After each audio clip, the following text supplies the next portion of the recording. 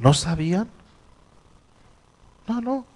Ya no sabían bien, habían mezclado tanto las cosas que no sabían distinguir entre el verdadero Dios y Baal. Es terrible, ¿no? Piensan cómo sería hoy que venga un profeta y preguntara, ¿quién es el verdadero Salvador, Jesús o la Virgen? Y que la iglesia estaría diciendo, no sabemos, capaz que los dos, capaz que... ¿No? Sería terrible, ¿no? Porque la Biblia es clara, dice uno solo entre Dios y hombres. ¿Quién? Jesucristo. ¿Sí? Así que se habían alejado mucho. Y anoche vimos que casi todo el pueblo. Ya Elías pensaba que se había quedado él solo, ¿no? Cuando vio tantos. Para darse cuenta qué grande y qué grave había sido el problema, vamos a pensar un poquito en Argentina para tener una imagen, ¿sí? ¿Cuántos habitantes tiene Argentina? ¿Sí? 40 millones. Ni hablamos de la tierra que grande es, ¿no? Ahora imagínense ustedes una tierra de 200 kilómetros por 100. ¿Cuánto es esto? Una provincia chiquitita, ¿no? Capaz que Entre Ríos o... chiquitita, ¿no? Comparando con una Argentina tan grande, una chiquitita. ¿Y cuántos pastores adventistas tiene la iglesia adventista acá en Argentina? 300, 350, ¿sí? Imagínense, para un país que tiene casi 4.000 kilómetros por 1.000 y algo, ¿no? 1.500. 300 pastores. Y para un país que tiene 200 kilómetros por 100, 350 sacerdotes de Baal y 400 de Astartea. ¿Entienden? ¿Se imagina que cada pueblo tenía por lo menos uno? Y no eran de Dios, eran de Baal y de Astartea. Y las enseñanzas eran como eran, tanto que el pueblo, cuando ahora lo preguntaron quién es el verdadero Dios, no sabían más. Y no era solo esto, se burlaban de los profetas. Anoche vimos que cuando Eliseo pidió, estaba viviendo un cambio de poder, dijimos anoche, se pasaba de un profeta a otro, cuando él pidió la doble porción del Espíritu Santo. Y cuando salió, los chicos que lo encontraron, ¿qué hicieron? Se burlaron de él. ¿Qué pueblo es este que se burla de los profetas? ¿Qué pueblo es esto que no sabe quién es el verdadero Dios? ¿Qué padres tienen estos niños? ¿O dónde habían aprendido a burlarse de los hombres de Dios? ¿Entienden cuál es el problema? ¿Y qué solución tenemos para este pueblo? ¿Qué puedes hacer? ¿Qué podría hacer Dios con esta gente? Que eran muchos y que eran los únicos que tenían la verdad. Eran los únicos a cual se le habían encomendado lo que es lo más precioso, los rollos escritos de las palabras del Señor. El pueblo que tenía que ser luz del mundo. El pueblo que soñaba a Dios que va a llegar a ser el centro del mundo y que todos los pueblos de alrededor vendrán para buscar Jerusalén, para buscar el templo, porque dirían, decía el libro de Micaías, de acá va a salir la palabra del Señor. El pueblo que de verdad no tiene monumentos, el pueblo que de verdad no tiene pinturas, pero si es en algo grande el pueblo judío, es que tiene las palabras. Qué pena que no le servían o que lo habían olvidado. ¿Se acuerdan que un día cuando hacían limpieza en el templo, encontraron un rollo? Y cuando lo abrieron y leyeron, ni sabían que tenían que cumplir todas estas cosas. Y entonces la pregunta es, ¿qué haces con un pueblo así?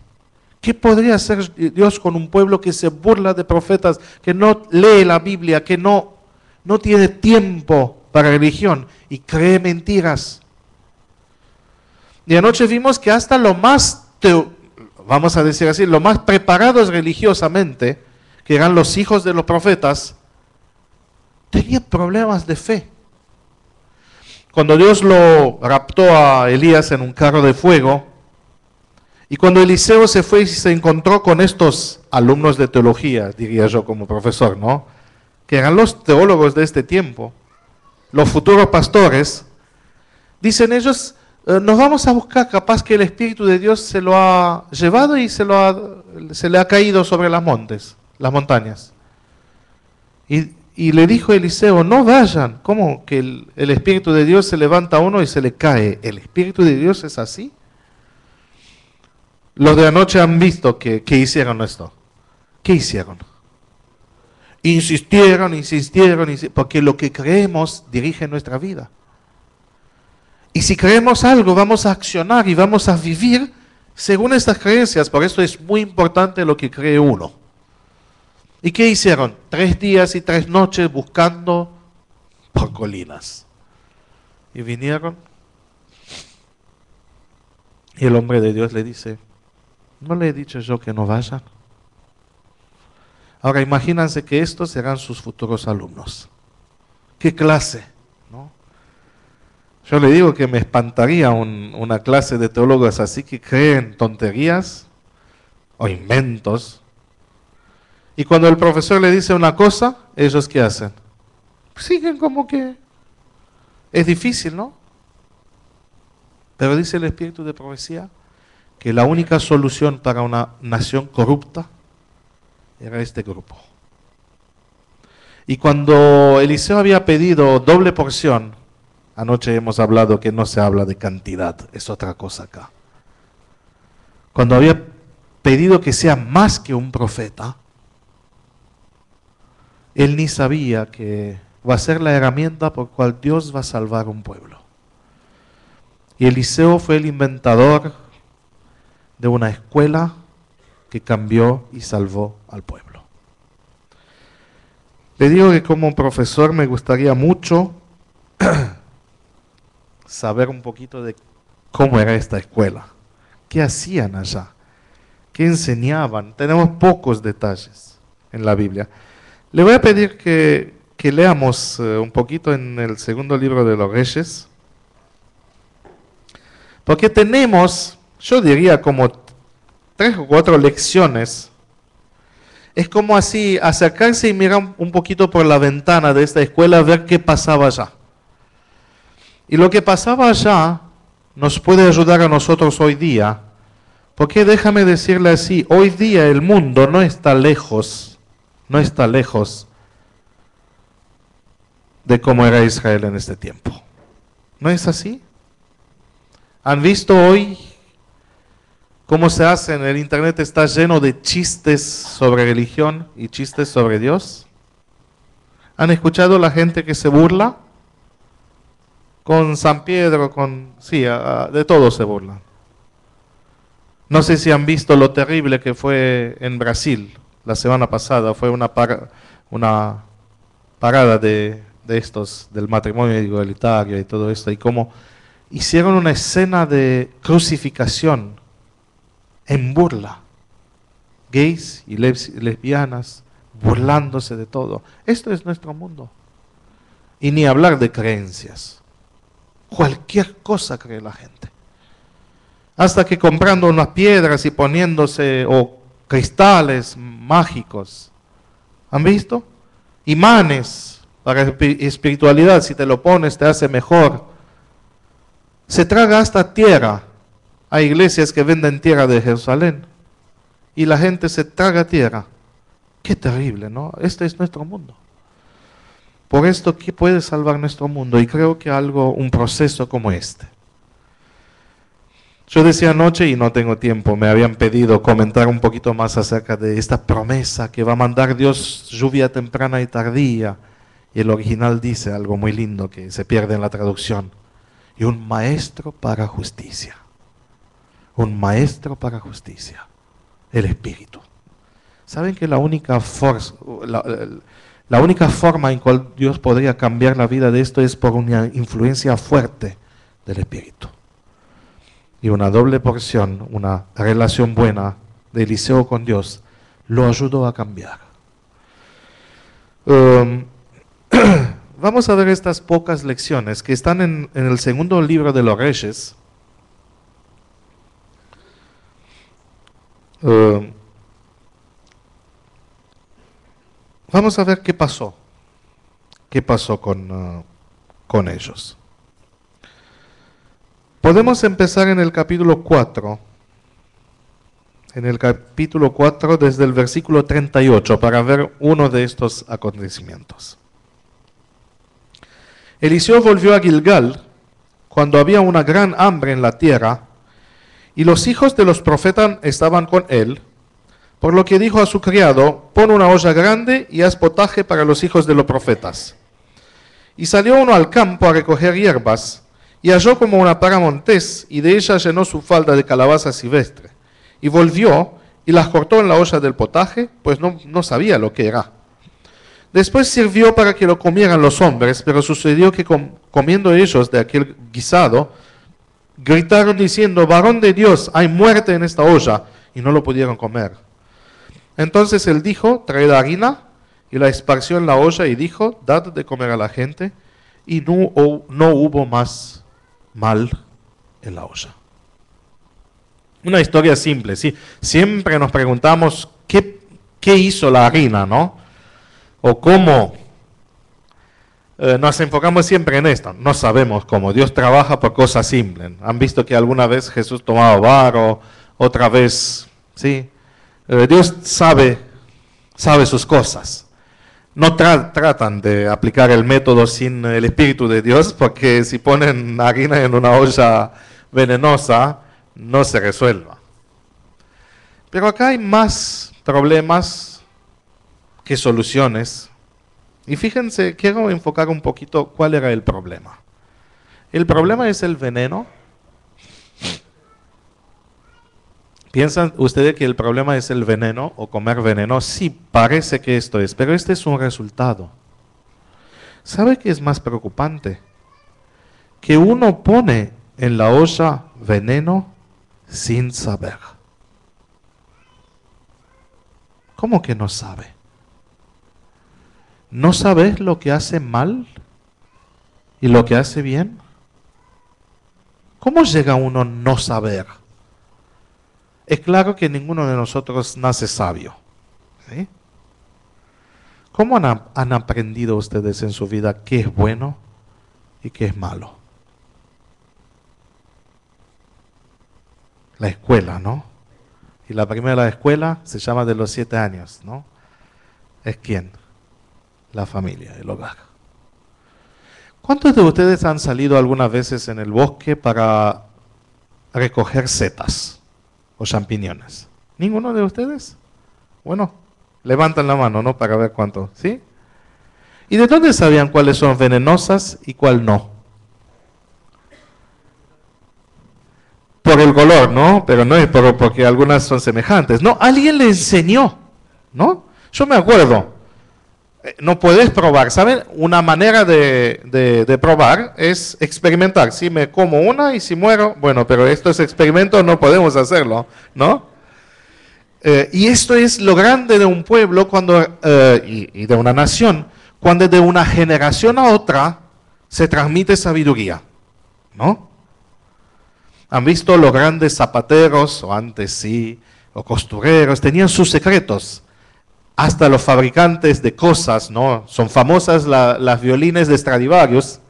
Nadie hoy día puede hacer un violín como lo hacía Stradivarius. ¿Sabe por qué? Porque cuando murió el maestro, se murió su ciencia, su secreto.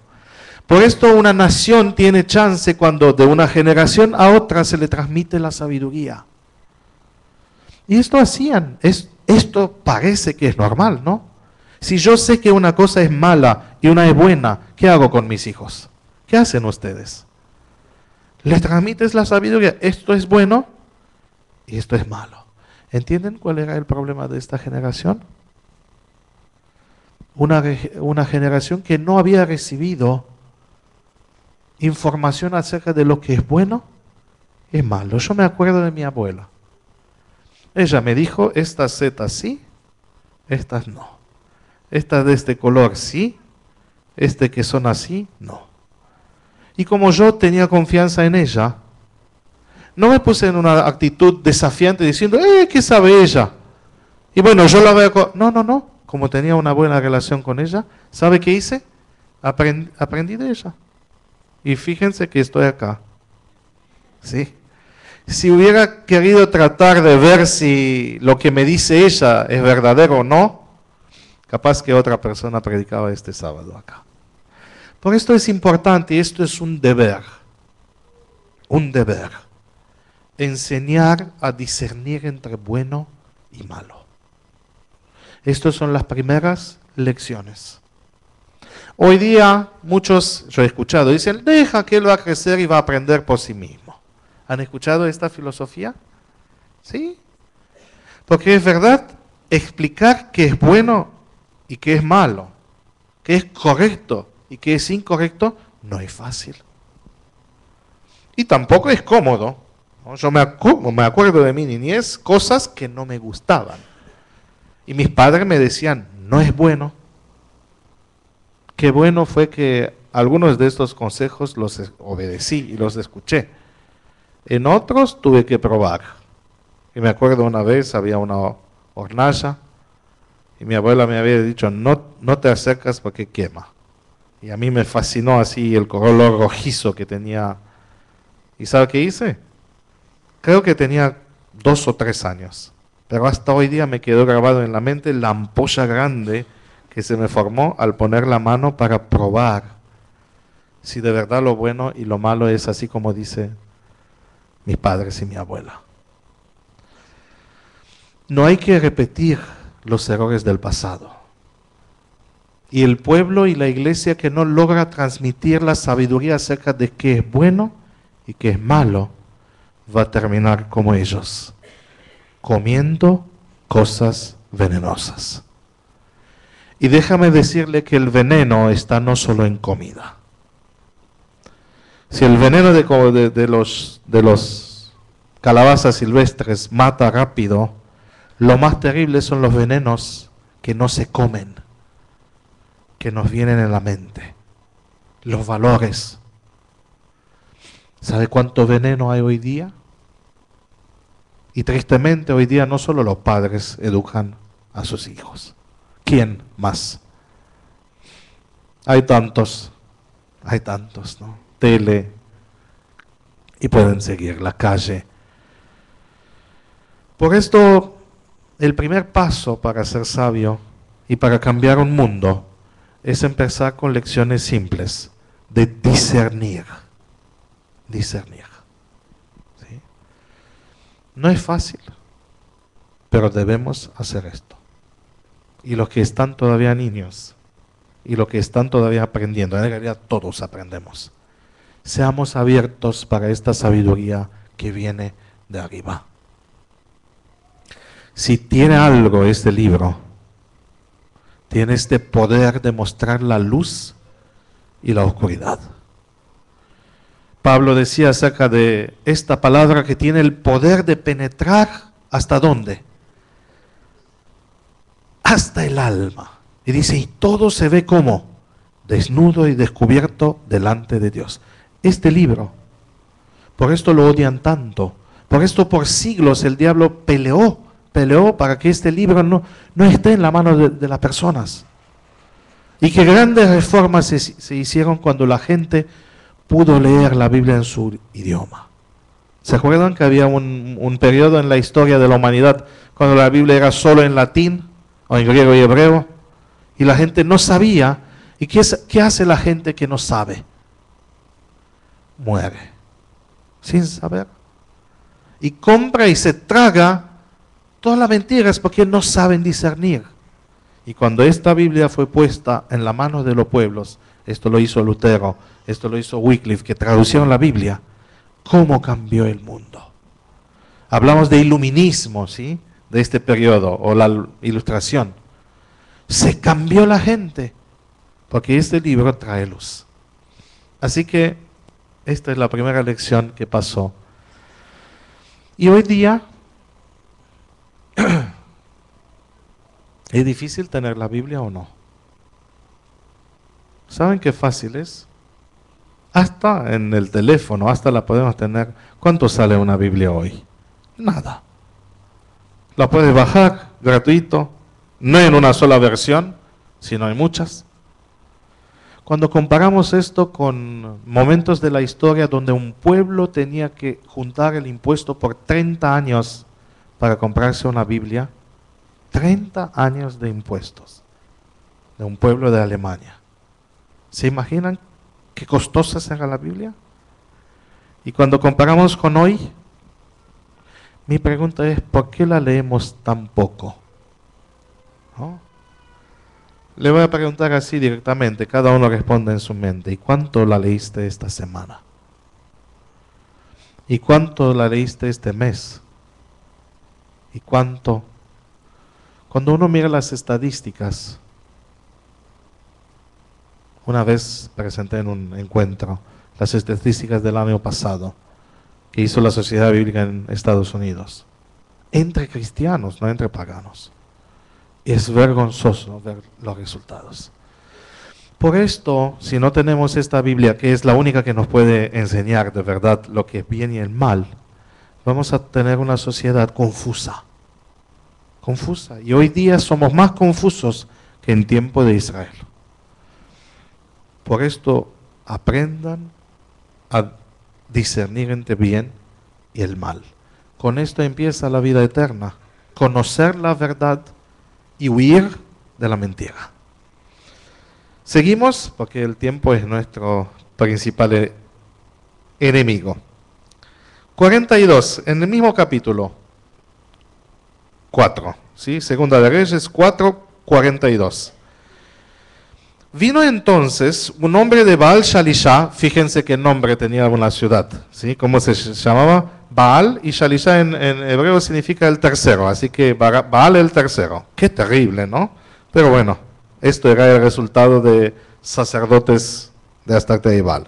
Vino un hombre de Baal Shalisha, el cual trajo al varón de Dios panes de primicias, 20 panes de cebada y trigo nuevo en su espiga. Y él dijo, da a la gente para que coma. Y respondió su sirviente, ¿cómo pondré esto delante de 100 hombres? Pero él volvió a decir, da a la gente para que coma, porque así ha dicho Jehová, comerán y sobrará. Entonces lo puso delante de ellos y comieron y les sobró conforme a la palabra del Señor. Esta es la clase de matemática del cielo. ¿Sabe que la matemática del cielo está diferente de la matemática que nos enseña a nosotros en las clases? En la matemática del cielo, 10 menos 1 es más grande que 10 menos 0. ¿No es así? ¿No es así? La Biblia dice, toma una parte de esto y sácala así y dáselo al Señor y lo que te queda es más que tenías antes. Y según la matemática de la tierra, no anda, porque 10 menos 1 es más chico que 10 menos 0. ¿No es así? Yo me acuerdo de mi abuelo cuando empezó a estudiar también la Biblia y cuando descubrimos la verdad sobre diezmos, se puso a hacer los cálculos. ¿Saben los cálculos? Y si cada mes estoy pagando tanto, y si cada...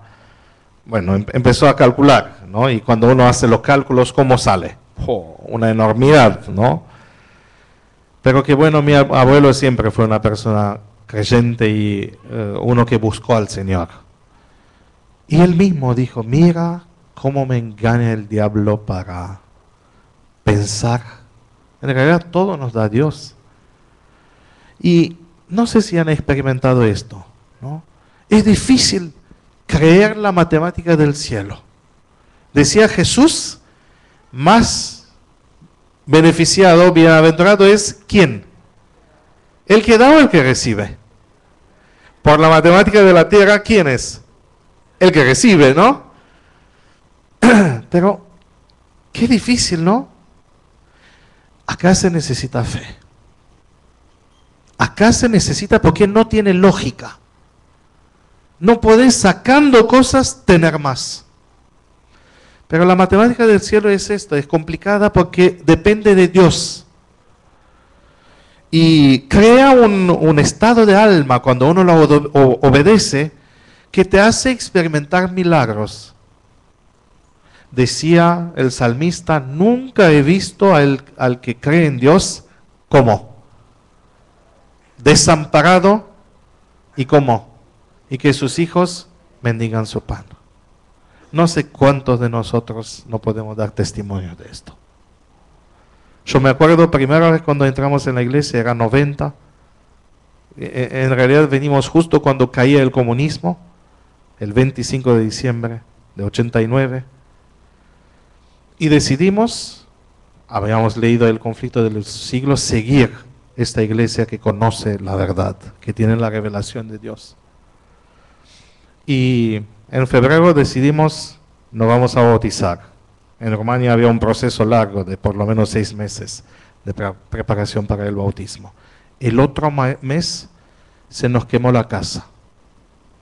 Un vecino tiró un cigarrillo, se prendió el fuego, no había agua, mis padres estaban al trabajo, y así de cosas pequeñas. En el altillo de la casa teníamos algunas colmenas viejas, antiguas, con cera y con todo, secas. Apenas llegó el fuego, se quemó todo. Tan fuerte que el cemento del segundo piso se quemó, tan fuerte que se cayó todo. Fue un desastre. ¿Y saben qué decía la gente? Sí, esto le pasa porque cambian su religión, porque nosotros lo hemos visto como una prueba. Yo estudiaba en este tiempo en el secundario de música que estaba en la capital del país. Imagínense, éramos 4 hermanos. Qué terrible, ¿no? Qué terrible quedarte sin casa y tener que pagar cada mes el internado, la escuela, todo esto. Pero ¿saben que las palabras de Dios son fieles? No he visto al justo desamparado y no sé cómo logró Dios que la plata que antes no alcanzaba, ahora con todos estos desafíos, reconstrucción de una casa, y siguiendo y precios aumentando, porque con la caída del comunismo empezó un delirio de inflación, pudimos. ¿Cómo voy a dar de comer de 20 panes a 100 personas? Prueba la matemática del cielo. Hoy día poca gente está dispuesta a esto, hasta en nuestra iglesia. Y a mí me da vergüenza algunas veces hablar de esto, pero tengo que hacerlo porque capaz que vamos a creer las palabras de los profetas. ¿Sabe qué triste es leer las estadísticas que tienen nuestras iglesias en Sudamérica? Que hay iglesias donde el porcentaje de gente fiel en diezmos es de 40%. Acá, no hablo de otros países, acá en Argentina. Que hay iglesias donde solo 60%, y estas son las más grandes, pagan diezmos, ¿no? ¿Y sabe por qué pasa esto? Porque esta matemática necesita fe. Esta matemática no anda sin fe. Ojalá que podamos aprender esta lección. ¿Sabe? Dios no necesita nuestro dinero. El ahí dice que si hubiera sido necesario que tenga plata, Dios mandaría ángeles. Imagínense que Dios puede producir en serie algunos billetes, ¿no? El que hizo todo, o mandar algunos diamantes, ¿no? En realidad todo esto es para que aprendamos esta relación y ver que Dios hace milagros hoy. Y capaz que uno espera fuego del cielo, pero en estas cosas simples, que 20 panes te alcanza para 100. ¿Han visto algunas veces cuando organizamos eventos para la iglesia y hay poca comida? Pero ¿han visto qué raro es que alcanza para todos? Y nos sentimos más llenos que en otras ocasiones donde hemos comido mucho más. Estos son los milagros hoy día, casi invisibles. Porque las cosas invisibles se ven como por fe. Así dice Pablo. Y la fe es una confianza en las cosas que no se ven. No se ven. Qué bien que en esta escuela se enseñó esta lección. ¿Sabe? Es terrible. No sé, hay tantas, como le he dicho, no hay muchas. Me voy a acercar a una que está más allá, creo que es la última, ¿no? Vamos a ver un poquito. El capítulo 6. Los hijos de los profetas dijeron a Eliseo: he aquí el lugar en que moramos contigo nos es estrecho. Vamos ahora al Jordán y tomemos de allí cada uno una viga y hagamos allí un lugar en que habitemos. Y él dijo: andad. Y dijo uno: te rogamos que vengas con tus siervos. Y él responde: yo iré. Se fue pues con ellos, y cuando llegaron al Jordán, cortaron la madera. Y aconteció que mientras uno derribaba un árbol, se le cayó el hacha en el agua, y gritó diciendo: oh Señor mío, era prestada. El varón de Dios preguntó: ¿dónde cayó? Y él le mostró el lugar. Entonces cortó él un palo, lo echó allí, e hizo flotar el hierro. Y dijo: tomadlo. Y él extendió la mano y lo tomó. Déjame decirle que yo creo que esto es como una fiesta de graduación. ¿Se acuerdan cómo habían empezado esta clase, esta promoción de alumnos de teología? Con cosas en su mente que no coincidían con la realidad, se inventaban cualquier cosa, creían cosas falsas acerca del Espíritu Santo. ¿Sí? Y cuando el profeta le dice: no vayan, ¿qué hacen ellos? Se van. Y cuando le dicen: no es así, lo buscan. Y no que insisten en hacer la maldad, sino que dice, hasta lo cansaron y lo avergonzaron, que él dijo: bueno, prueban esto.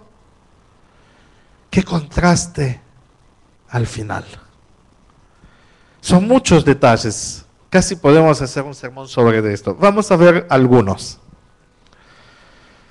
Problemas. Identifican que tienen un problema. ¿Y cuál era el problema de ellos? Mucha gente, poco lugar. ¿Han visto qué pasa cuando hay mucha gente y poco lugar? ¿Qué pasa? Empezamos a codearnos, ¿no? Los codos no tienen espacio, ¿no? Y empezamos, ¿qué? A quejarnos, a empujarnos, ¿han visto algunas veces qué violencia se genera con la gente cuando espera en una fila, cuando tiene que comprar entradas, y uno se mete y cómo se desarma todo? ¿Sí? Acá es diferente, no se ponen a pelear, no empiezan a... No. Primero, es muy interesante que se dan cuenta cuál es el problema. ¿Saben que hay mucha gente hoy día que vive, sufre, pero no saben cuál es el problema? Así que un punto importante en la sabiduría que viene de arriba es identificar de dónde viene, cuál es la fuente de todos los malos. ¿Sí? O cuál es la fuente de esta situación incómoda. Pero no es solo esto. Esto capaz que no es necesario tener mucha sabiduría para darse cuenta que esto genera el problema. Pero no es solo esto, sino que encuentran una solución. ¿Han visto qué hace hoy día la gente cuando tiene problemas?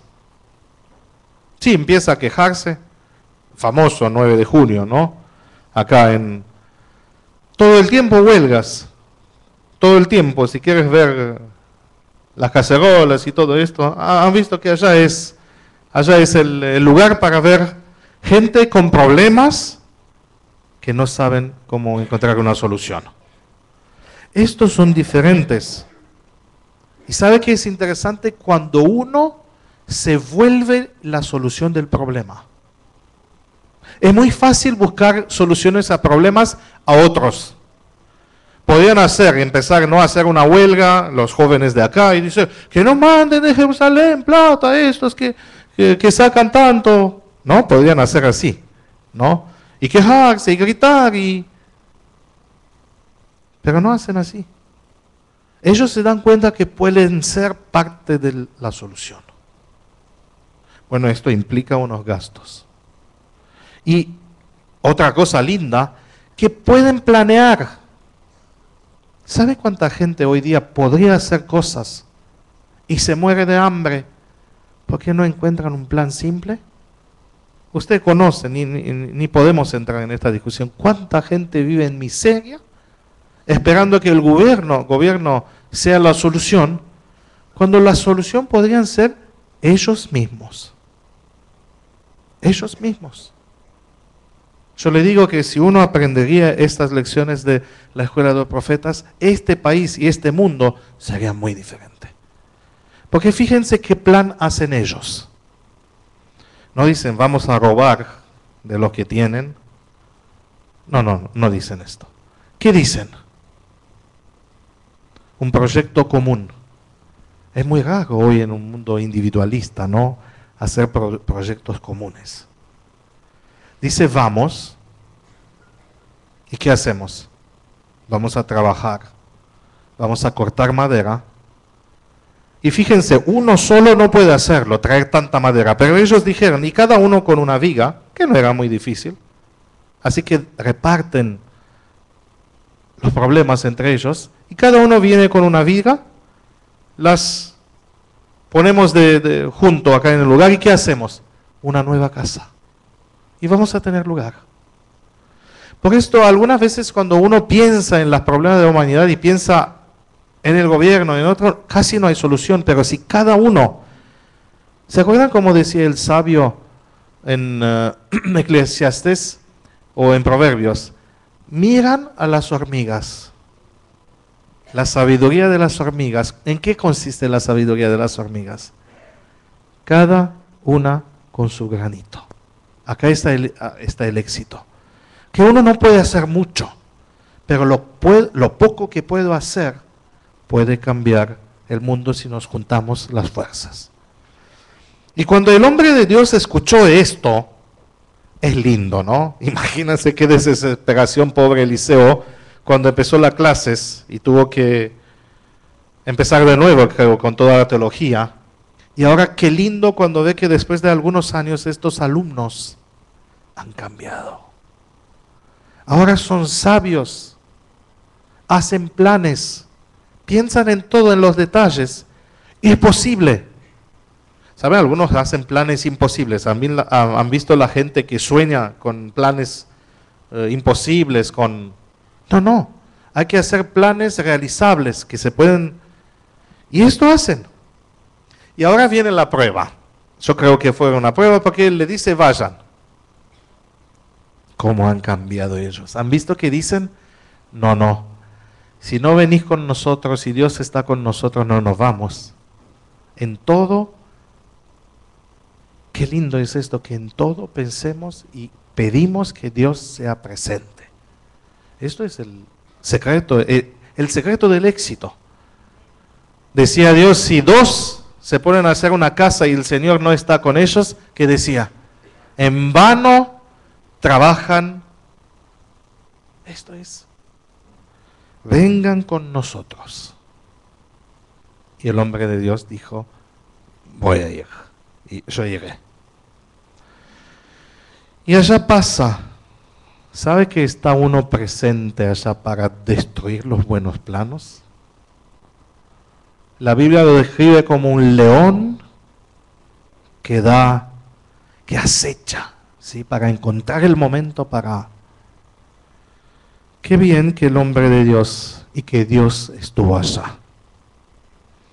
Capaz que en el cielo vamos a ver el lado invisible de esta lucha. Algunas veces nos olvidamos que hay una lucha fuerte y nos parece que todo anda bien, pero del lado invisible vamos a ver cosas que ni pensábamos que eran posibles. ¿Se imaginan si esta hacha no caía en el lago? ¿Ustedes piensan que la trayectoria que pensaba Satanás que tiene que tomar esta hacha era que se iba en el lago? Capaz que vamos a ver los ángeles que han...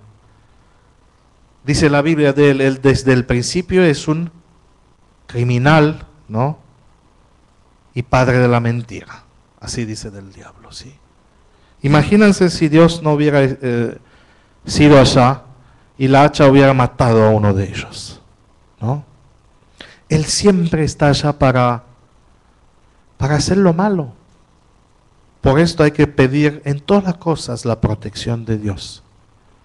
El espíritu de profecía dice que solo en el cielo vamos a ver cuántas veces, sin saber, los ángeles de Dios han cuidado nuestra vida. Han cuidado nuestra vida. Por esto hay que orar cuando uno sale. Como decía la ley, ¿no? Y enséñalos estas palabras de la ley y estas oraciones, pónganlo en cánticos. Y que lo canten como a la ida, a la venida, antes de acostarse, después de despertar. Bueno, se cayó en agua. Qué bien que no pasó un accidente. Pero ¿saben que hay más detalles que me muestran cómo han cambiado estos chicos? Dice, oh Señor mío, era prestada. Esto me dice muchas cosas. Primero, que alguien tuvo confianza de prestarle una cosa, ¿no? Si te vas a alguien y le pides prestado, si no te conoce, ¿qué hace? No te presta, ¿no? O si sabe que es uno que dice una cosa y nunca cumple con su palabra, ¿te va a prestar algo? Así que ya el hecho de que alguien le presta muestra que ya habían subido mucho, ¿no? Y nos muestra por qué le prestó. Porque le importaba las cosas del otro. ¿Saben? No han dicho, no es mía, qué bien. La indiferencia hacia la propiedad del otro. ¿Han visto cuántos bancos rotos en la ciudad donde hay que esperar? ¿Han visto cómo son los baños públicos? ¿Han visto cómo están los trenes escritos? No son nuestros, ¿no? Esta filosofía del no me importa porque no es mío. Y si es de otro, ¿qué me importa? ¿No? ¿Han visto esta filosofía? Qué terrible. Cómo está destruyendo nuestra sociedad, nuestro mundo. Si cada uno guardaría las cosas como que sean suyas. ¿Ustedes se imaginan que la gente así hace en sus baños? Yo dudo. Como hacen en los baños públicos. O cuando alguien se sienta en un sillón, empieza a romperlo como rompen algunas veces los bancos. En el tren, ¿han visto todas las cosas que se pueden mover? Es un desafío para los ingenieros que inventan, para inventar cosas que no se pueden romper, no se pueden agarrar, no se pueden...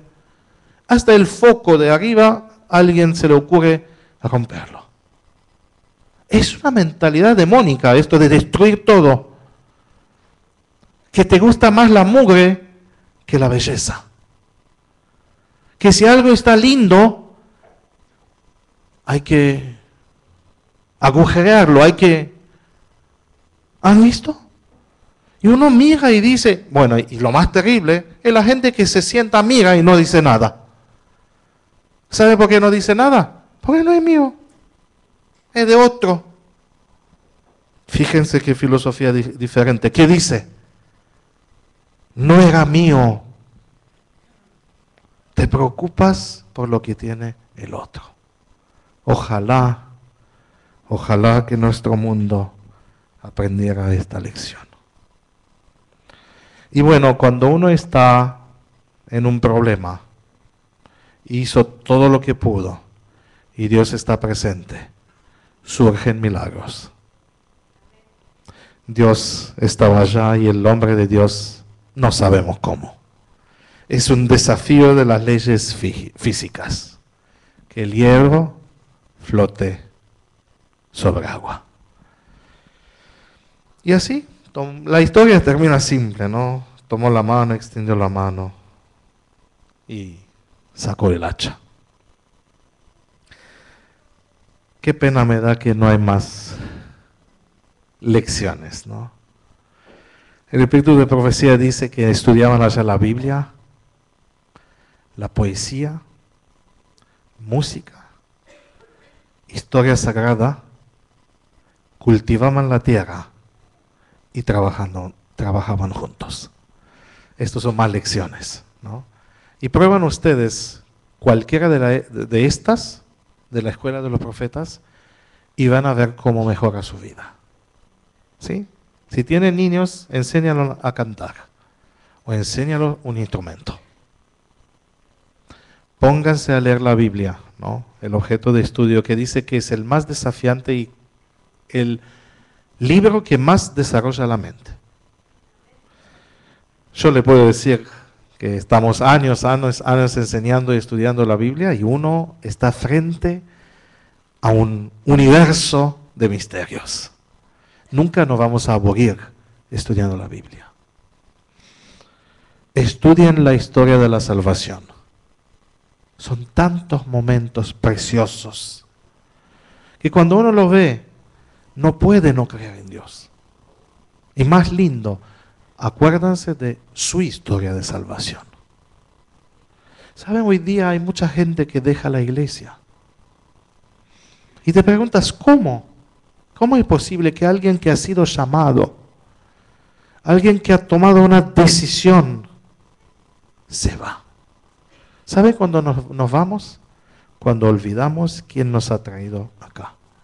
Cuando olvidamos la historia de la salvación. Dios a cada uno de ustedes lo llamó en una manera única.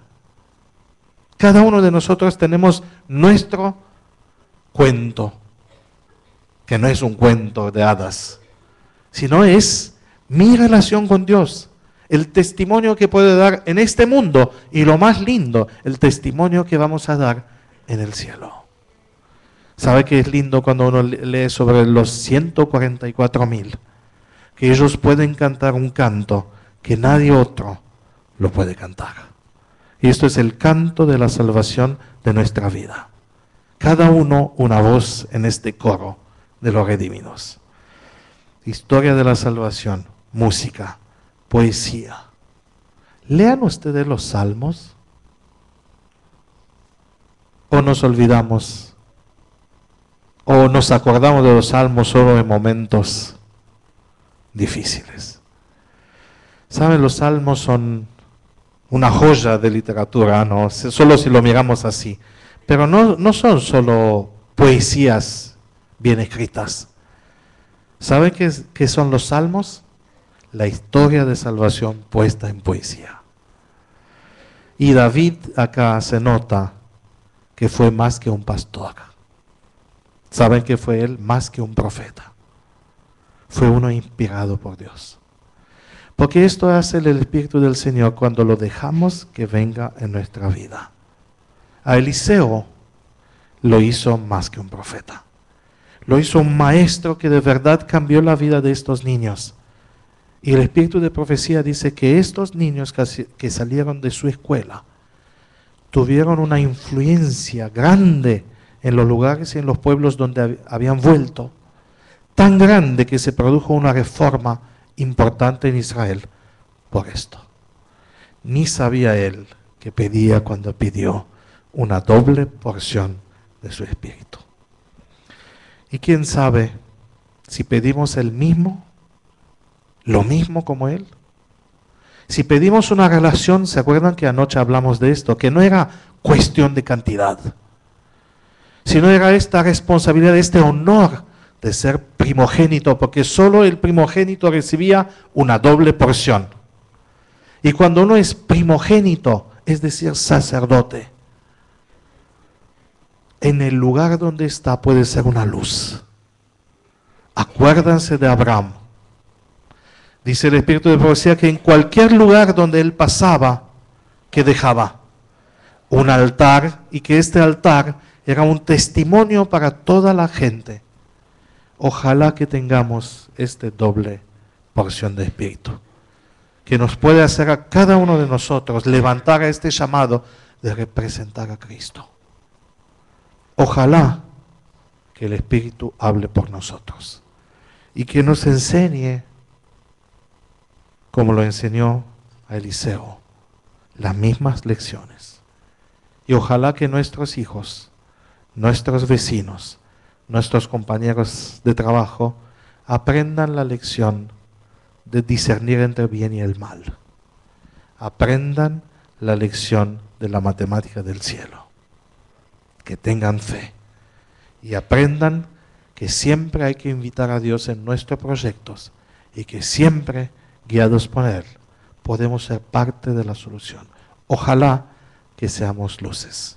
Y entonces sí, más que profetas. Es con lo que termina el espíritu de profecía, la descripción de la historia de salvación. Y dice, gente simple y común, inspirados y llevados por el poder del Señor. ¿Hacen qué? Alumbran el mundo para el último llamado. Es la lluvia tardía. Así que oren, hermanos, por esto. Oren. Porque podemos ser más que miembros de la iglesia. Más que profetas. Los últimos ángeles mandados en la tierra. Que el Señor esté con ustedes. Amén.